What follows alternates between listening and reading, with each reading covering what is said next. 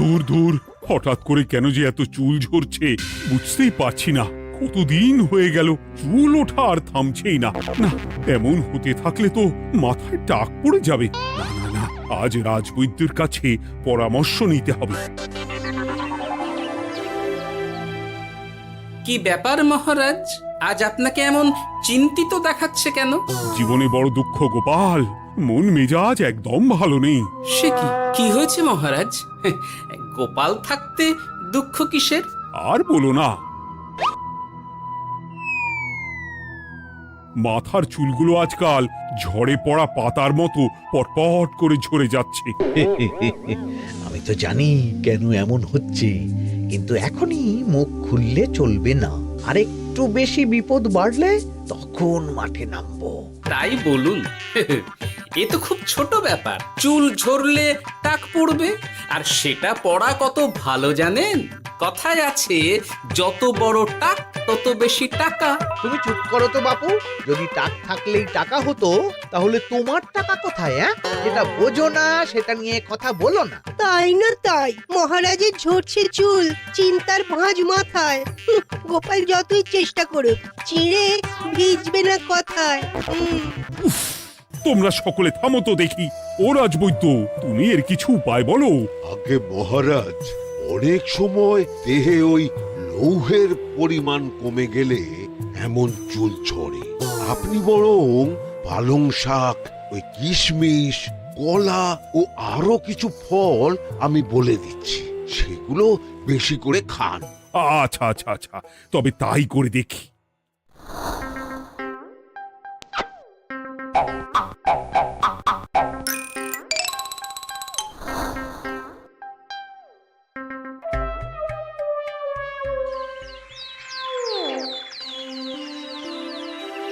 ও রাজবৈদ্য, তোমার কথা মতো শাক পাতা ফলমূল সবই তো খেলাম, চুল ঝরা বন্ধ তো হলোই না। তো জানতামই এমন হবে। কিন্তু মহারাজ, এমনটা তো হওয়ার কথা নয়। কিন্তু হচ্ছে তো। আরে আমার সাধে চুল, কোথায় চলে গেলি সব? এর জন্য তুমি দায়ী। তুমি এর জন্য শাস্তি পাবে বৈদ্য। আমাকে আমাকে ক্ষমা করে দিন মহারাজ। এমনটা হবে এ তো আমি ভাবতেই পারিনি। কিছু মনে করবেন না মহারাজ, ছোট মুখে বড় কথা বলছি। কিন্তু সত্যি এখানে রাজবৈদ্যর কোনো দোষ নেই। ওকে শাস্তি দেওয়াটা ঠিক হবে না মহারাজ। দেখেছেন মহারাজ, গোপালের সাহসটা দেখেছেন? আপনার মুখের উপর কথা বলছে। তা বলি, তুমি যখন এতই বোঝো, তাহলে নিজেই একটা আস্ত লোহা খেয়ে দেখো না, তোমার মাথায় চুল গজাচ্ছে কিনা। ঠিকই আছে, এসব মূর্খের মতো কথা কেবল আপনার থেকেই আশা করা যায় মন্ত্রী মশাই। মহারাজ, আপনি বিচক্ষণ মানুষ। আমার শুধু অনুরোধ, আরেকবার ভেবে দেখবেন। ঠিক আছে, রাজবৈদ্যকে আমি শাস্তি দেব না, কিন্তু সকলের জন্য আমার একটা ঘোষণা আছে। কি ঘোষণা? আমার এই কঠিন সমস্যা যে দূর করে দিতে পারবে, তাকে আমি বিশেষ পুরস্কারে ভূষিত করব। এই তো পেয়েছি। এই সুযোগ কোনোভাবেই হাতছাড়া করা চলবে না। এবারের সমস্যাটা সত্যি বেশ কঠিন। কি করলে যে মহারাজের চুল পড়া বন্ধ হবে সেই উপায় মাথাতেই আসছে না। হঠাৎ করে কেন যে এমন হলো কে জানে।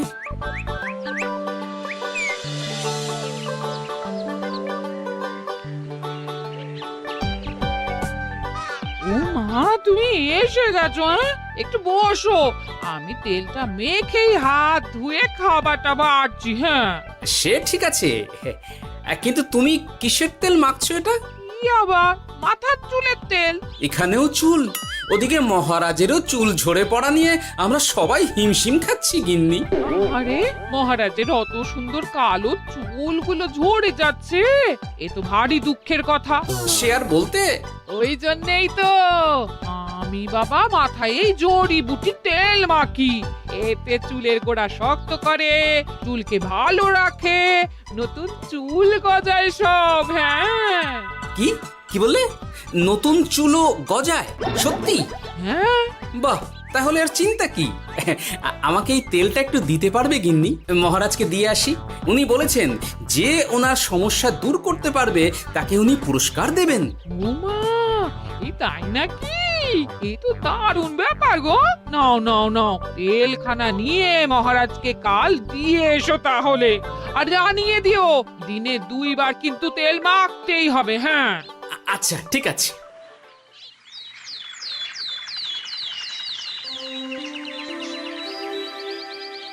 কোনো উপায় খুঁজে পেলে তোমরা? আগে মহারাজ, আমি আপনার জন্য নকল চুল বানিয়ে এনেছি। যতদিন আপনার চুল পড়া বন্ধ না হচ্ছে ততদিন আপনি এটা পরে ব্যবহার করতে পারেন। সে তো বুঝলাম, কিন্তু নকল চুল তো আর আসল চুলে জায়গা নিতে পারবে না বিজ্ঞানী। আসল চুলের কথা ভেবে আমি আপনার জন্য কেশুত্তে পাতা এনেছি মহারাজ। আচ্ছা বেশ। তা গোপাল, খুব তো আগের দিন বকবক করছিলে, তুমি কি এনেছো শুনি? সেটা যথাসময়ে দেখতে পেয়ে যাবেন মন্ত্রী মশাই। এটা জড়িবুটি তেল মহারাজ। আমি এটা আপনার জন্য এনেছি। এতে নতুন চুল গজায় আর চুলের স্বাস্থ্যও ভালো হয়। আমার গিন্নিও ব্যবহার করে এটি, তবে দিনে 2 বার করে মাখতে হবে, তাহলেই ভালো ফল পাবেন মহারাজ। বাবা, তাহলে তুমি কেন মাখো না? আচ্ছা, আপনার সমস্যাটা ঠিক কোথায় বলুন তো মন্ত্রী মশাই? মহারাজের জন্য কিছু আনলেও কথা শোনান, না আনলেও কথা শোনান। সত্যি তো মন্ত্রী, কেন তুমি সব সময় গোপালের পিছনে পড়ে থাকো বলো তো? এরা তো তাও সবাই কিছু না কিছু আমার কথা চিন্তা করে এনেছে, তুমি তো সেটাও করনি। না, আসলে মহারাজ, আমিও ভাবছিলাম আপনার কথা, কিন্তু থাক, বুঝেছি। আহ, দারুণ। তেলের গন্ধটাও খুব সুন্দর। গোপাল, তোমায় অনেক ধন্যবাদ। আশা করছি ব্যবহার করলে খুব ভালো ফল দেবে। একদম দেবেই মহারাজ। দূর বাবা, ভেবেছিলাম এক, হলো আর এক। কোথা দিয়ে যে গোপালটা মাঝখান দিয়ে এসে নাক গলিয়ে ঢুকে পড়ে, খুব শক্ত পুরস্কার নেওয়ার। দেখাচ্ছি মজা।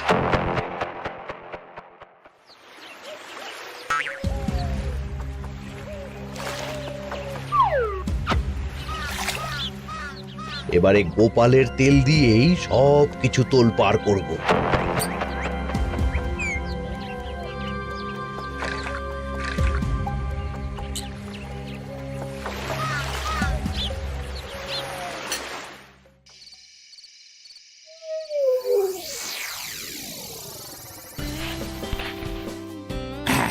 ব্যাস, হয়ে গেল 2 বার মাখা।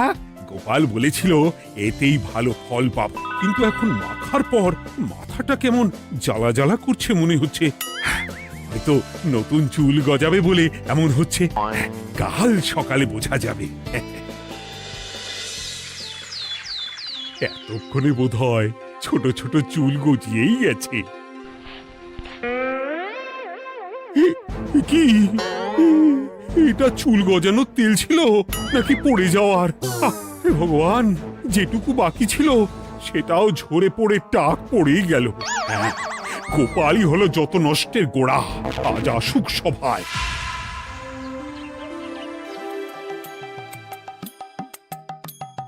এই যে এখন এলেন উনি। ও কি মহারাজ, আপনি এমন কাপড় মাথায় জড়িয়ে বসে আছেন কেন? তুমি আর এমন প্রশ্ন জিজ্ঞাসা করো না গোপাল, তোমার দয়াতেই মহারাজের এমন অবস্থা। মানেটা আমি তোমায় দেখাচ্ছি, দাঁড়াও। এই যে গোপালের দেওয়া তেল মেখেই আমার এমন হয়েছে, আর তার জন্য আমি তোমাকে কোনোদিনও ক্ষমা করব না গোপাল।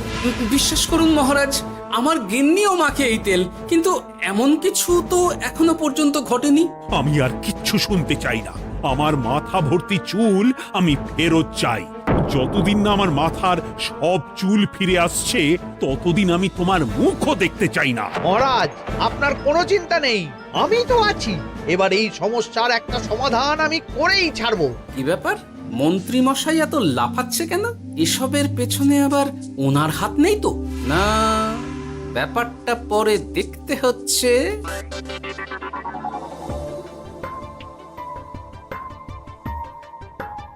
আমি বলি কি মহারাজ, এই সময়টা বরং আপনি নকল চুলটা মানে মানে পর চুলা ব্যবহার করুন। হ্যাঁ, অগত্যা কিছু তো একটা গন্ডগোল আছেই। গিন্নিও তো রোজ মাথায় তেল মাখে, কই এমন তো হয় না। মন্ত্রী যদি কিছু করেও থাকে তাহলেও হাতে নাতে ধরবো কিভাবে? ও কি গো গোপাল দাদু, এখন এই সময় তুমি রাজসভা ছেড়ে এখানে? তোদের দাদু আর রাজসভায় যাবে না রে? কি বলছো গো? কেন? আর কেন, বিনা দোষে এমন শাস্তি। তোমায় শাস্তি দিয়েছে, তুমি শুধু বলো কে তোমার সাথে কি করেছে, বাকিটা আমরা বুঝে নিচ্ছি।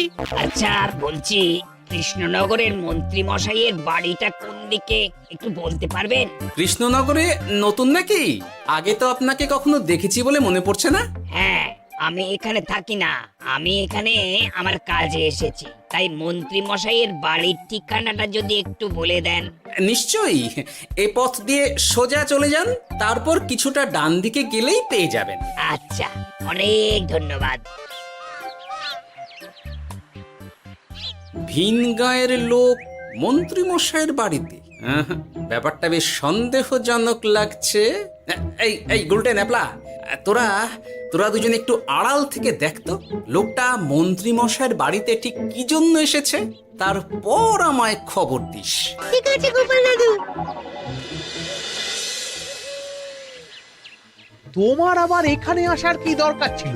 আমি তো বলেছি যে আমি ঠিক গিয়ে তোমার পাওনা গন্ডা মিটিয়ে দেবো। মিটিয়ে দেবেন? কতদিন হয়ে গেছে জানেন? দেখো, হয় আমার কীটনাশক আর সার সব ফিরিয়ে দিন, নয়তো আমার জিনিসের দাম মিটিয়ে দিন। কীটনাশক, সার আর কি করে ফেরত দেবো বলো? ও তো সব পুকুরের জলে মিশে গেছে। ওসব আমি জানি না, আমার পাওনা গন্ডা মিটিয়ে দিন, ব্যাস। চল চল, এখনই তাহলে গোপাল দাদুকে গিয়ে সব জানাই। হ্যাঁ, চল চল। দাদু, ও গোপাল দাদু। তোরা এসে গেছিস? আয় আয় আয় আয় আয়। মন্ত্রী মশাইয়ের মুখ থেকে অনেক খবর পেলাম। তাই নাকি? কি শুনি? মন্ত্রী মশাই ওই লোকটার কাছ থেকে অনেক কীটনাশক সার নিয়েছে, কিন্তু এখনো জিনিসের দাম মেটায়নি। হ্যাঁ, ওই জন্যই তো মন্ত্রী মশাইয়ের উপর লোকটা খুব রেগেছিল, হুমকিও দিয়েছে 1 সপ্তাহের মধ্যে জিনিসের দাম সব মিটিয়ে দিতে হবে। তাই নাকি? কিন্তু কীটনাশক সার নিয়ে মন্ত্রী মশাই কি করবে? সেটা তো বলতে পারবো না দাদু। তবে হ্যাঁ, মন্ত্রী মশাই ওই লোকটাকে বলছিল যে ওই সব কীটনাশক সার পুকুরের জলে মিশে গেছে। কি বললি? পুকুরের জলে? আচ্ছা, এবার দুয়ে দুয়ে 4 করা গেল। অনেক ধন্যবাদ রে তোদের। বল বল, তোরা কি খাবি? কিচ্ছু লাগবে না গোপাল দাদু, তবে ভোলা বয়ের আর মিষ্টি খাওয়ালে। আচ্ছা আচ্ছা। কি করে যে মহারাজকে আসল ব্যাপারটা বোঝাই, কিছু তো একটা উপায় বের করতেই হবে। তা বলি বাবা, রাজসভায় যেতে হবে না বলে কি সারাদিন এইভাবেই শয়নে শয়নে দিন কাটাবেন বাবা? হ্যাঁ, উপায় পেয়ে গেছি। বুঝলে গিন্নি, আমাকে একটা জায়গায় যেতে হবে, বুঝলে? তারপর ওখানে যদি কাজ হয় তাহলে আগামীকাল রাজসভায় আমি যাব। কিন্তু তুমি যে বলেছিলে তোমার এখন ছুটি। হ্যাঁ, কি আর করি বলো, গুরুত্বপূর্ণ একটা কাজ, তাই যেতেই হবে। আচ্ছা যাও। ওই গো বিজ্ঞানী, আরে গোপাল যে, বলো। এই যে বিজ্ঞানী, একটা বিশেষ দরকারে তোমার কাছে এলাম, বুঝলে? হ্যাঁ, বলোই না। আচ্ছা, এই দূষিত জলকে কিভাবে আবার পরিশুদ্ধ করে বলতে পারবে? কেন পারবো না? জলের মধ্যে একটু চুন আর ফটকিরি দিয়ে দিলেই জল আবার দূষণমুক্ত হয়ে যাবে। তবে ওগুলো দেওয়ার পর কিছুদিন সেই জলকে ব্যবহার করা বন্ধ রাখতে হয়। হ্যাঁ, আচ্ছা আচ্ছা, অনেক ধন্যবাদ, আসি তাহলে। হ্যাঁ,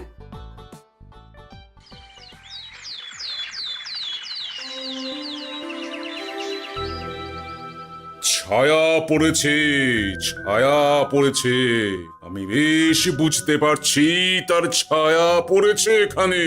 কার ছায়া পড়েছে? আজকাল তোর মাথা থেকে অনেক চুল ঝরে পড়ছে, তাই না? আগে হ্যাঁ সাধু বাবা, আপনি একদম ঠিক কথা বলেছেন। ও বাবা, এই আবার কোথা থেকে উদয় হলো? আরে আমি একা গিয়ে সেই স্নানের পুকুর পরিদর্শন করতে চাই। যথা আজ্ঞা বাবা।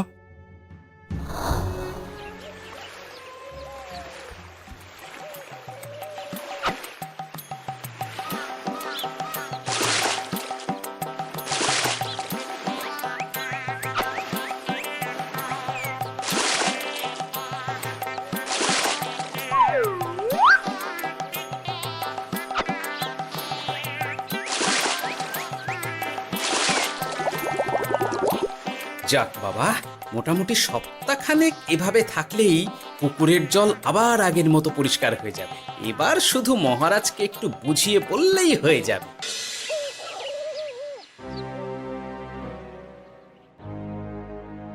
কি বুঝলেন সাধু বাবা? আমার অনুমানটাই ঠিক ছিল।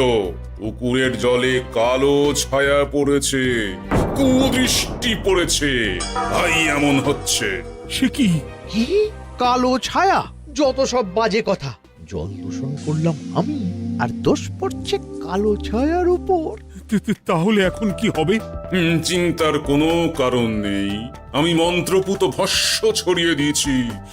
1 সপ্তাহ ওই পুকুরের জল স্পর্শ তো দূর, পুকুরের কাছেও যাওয়া নিষেধ। তাহলে আমার মোহরের কি হবে? যথা আজ্ঞা সাধু বাবা। ও কি, তাহলে মহারাজ এতদিন স্নান করবেন কোথায়? সে কথা কাউকে চিন্তা করতে হবে না। মহারাজের ওপরে কালো ছায়া পড়া জল পড়েছে, তাই আগে সেটা শোধন করতে হবে। আমাকে তাহলে কি করতে হবে সাধু বাবা? আমার শিষ্য গোপাল আমাকে আগেই এই বিষয় জানিয়েছিল। আমি তার হাত দিয়েই তোর স্নানের জল পাঠিয়ে দেব। তাই আগামী 1 সপ্তাহ সেই জল দিয়েই তোকে স্নান করতে হবে। কি গোপাল? দেখছো তো মন্ত্রী, গোপাল আমাকে কত ভালোবাসে। আমি ওকে কত কথা শোনালাম, কিন্তু না না না না, কাল থেকেই আমি আবার গোপালকে রাজসভায় ডেকে আনবো। আমি আসছি, আমার কাজ হয়ে গেছে। আর হ্যাঁ, তোর স্নানের পুকুরের চারিদিকে প্রহরীর বন্দোবস্ত কর। কাক পক্ষীও যেন ওখানে প্রবেশ করতে না পারে। আচ্ছা বাবা, আচ্ছা।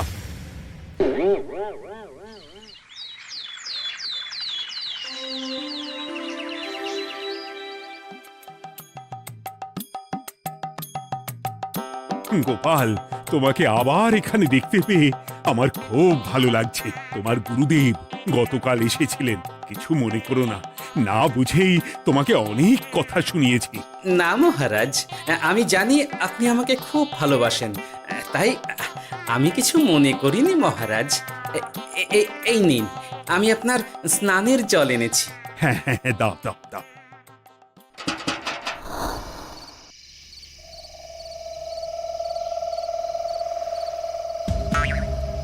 ও বাবা, পুকুরের কাছে যে গিয়ে দেখবো সে উপায় নেই। চারপাশে প্রহরীতে ভর্তি, তাহলে কি সত্যি সত্যি কালো ছায়া পড়েছে? ভালোই হলো, পাওনাদারকে বলে দেবো কীটনাশকটা জালি ছিল। হি হি।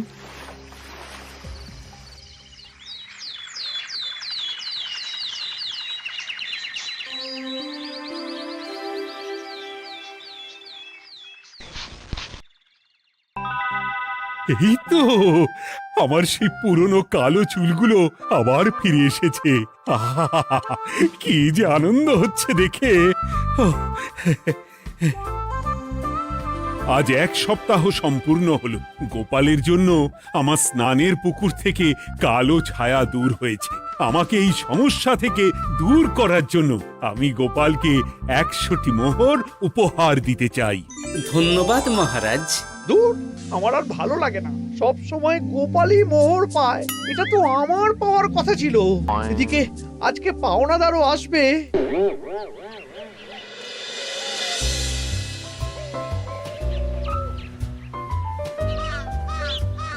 গোপাল দাদু, ওই লোকটা এসে গেছে। আচ্ছা, আসছি।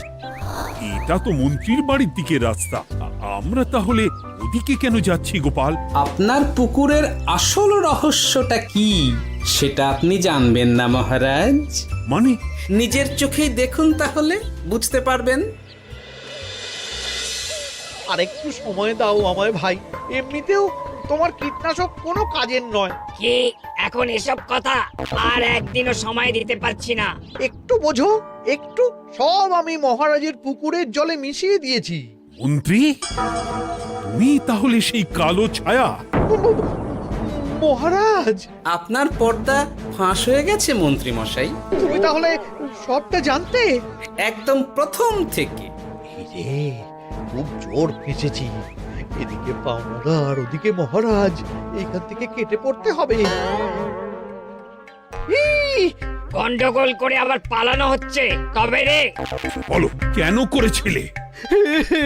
মহারাজ, আমি ভেবেছিলাম আপনার সব চুল উঠে গেলে আমি আপনার কাছ থেকে চুল গজানোর ওষুধ দেওয়ার নামে অনেক টাকা লুটবো। কিন্তু সেই ভাবনা ভাবনাই থেকে গেল, সেগুড়ে যে বালি হয়ে গেল। ভাবা যায় চুলের জন্য চুলো চুলি, হ্যাঁ?